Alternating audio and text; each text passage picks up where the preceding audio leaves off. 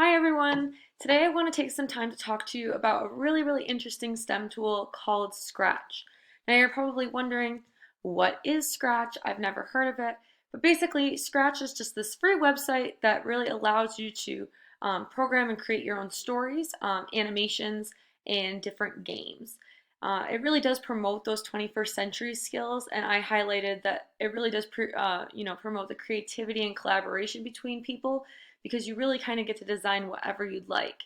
And although I use this in the classroom setting, students would be able to find ways to solve problems that you may give them, design different projects, and communicate ideas really just through the website.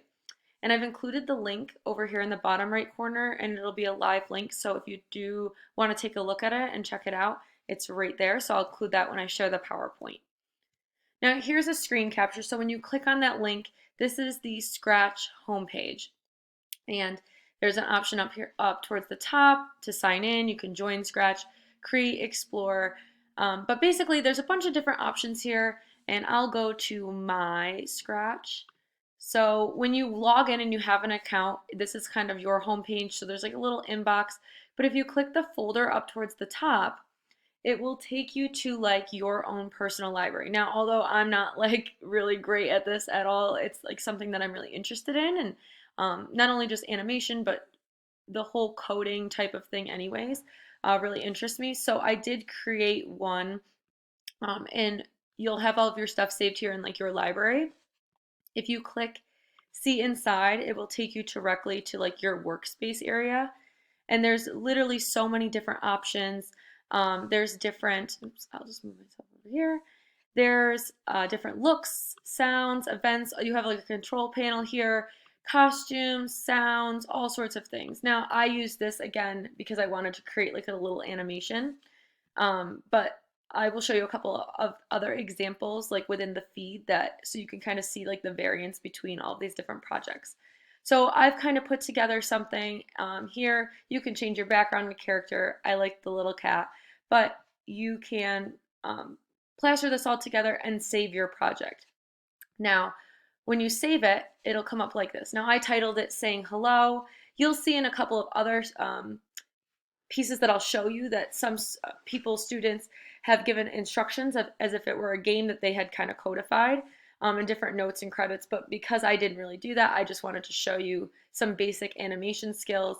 I have it set so when you click this green flag, the cat walks across the page and he just says hello.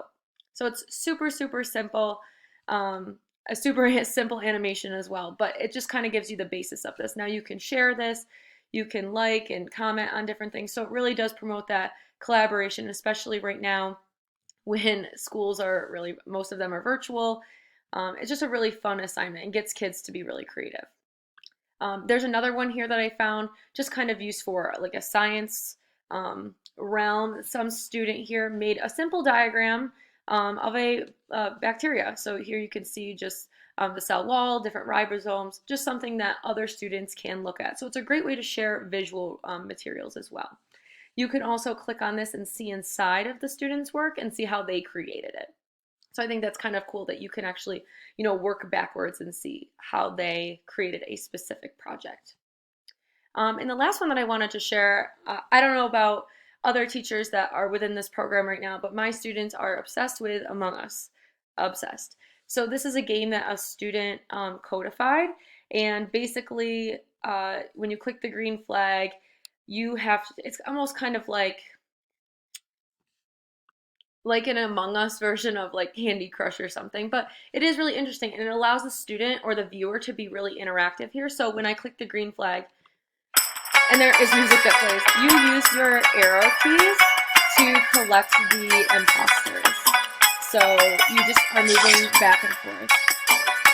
Again, a super simple game, but it does teach really kids, that kind of engineering process and gets them to really be creative. So this obviously, you could tell that this is something that a student was interested in and they made a game about it. So I really do see this, being used. You can literally use it across any subject, that you could create some sort of history or social studies game or animation or some sort of visual that you can share with others, a collaborative group project. So it doesn't necessarily have to be just about coding or just about specifically animation. So I really like that that Scratch has, it's able to be used really for anything. So I really do enjoy this tool, and I hope that you guys all get the chance to check it out as well.